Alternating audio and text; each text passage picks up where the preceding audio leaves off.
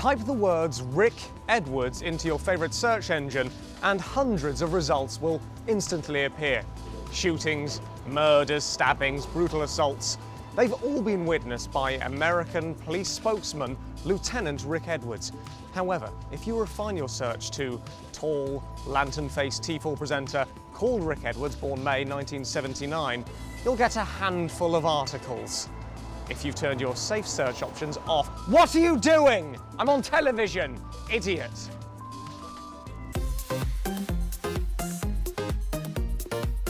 Clicking on his Internet Movie Database page, a single entry appears. Height, 8'3". However, we know there's more to Rick than just his excessive stature, as we found out when we spoke to the man who's known him the longest, his father, to discuss Edwards the younger. As a child, Richard, or as I think you know him, Rick, was a bit of a problem. He kept on pulling wings off moths and boiling frogs and dressing in black and only talking to us through growling.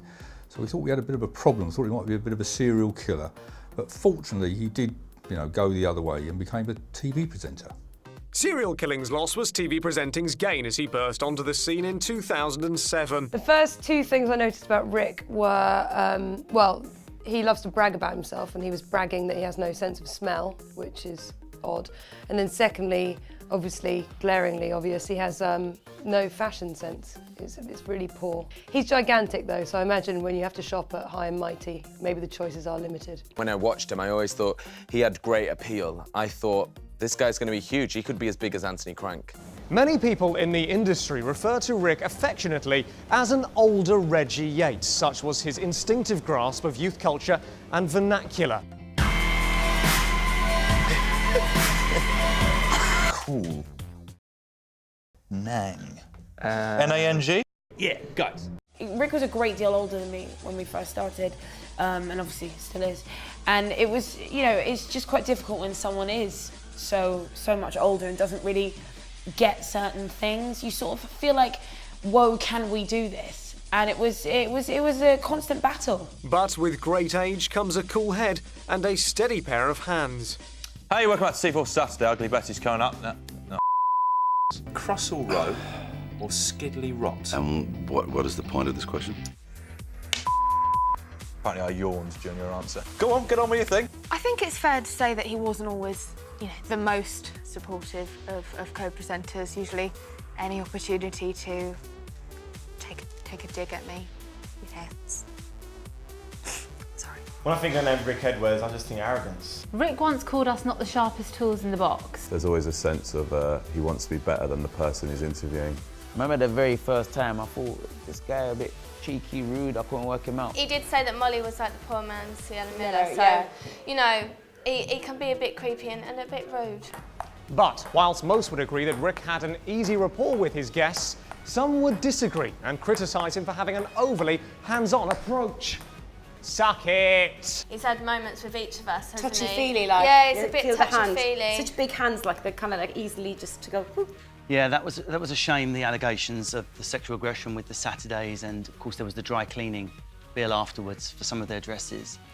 And that's not a stain that's going to go away from his name. I always remember, I think it was the first time that we ever met him, and he was acting really weird. I really think he must have fancied Sarah. He kept touching her and like moving closer to her on the couch, and then he asked for her number. I was walking down past the set and I felt a little pinch of the bottom. I thought it was you and all, but now I'm starting to think he was behind us the whole time. That was one of our little bromance tricks. We slap each other and else come, well, good luck. He must have been double-handed. Yeah, we're used to seeing Rick down the cells. He was a known transvestite. He used to sort of tuck himself in and pretend he was Jamili Jamil. I mean, it was a laugh, but the signs were there.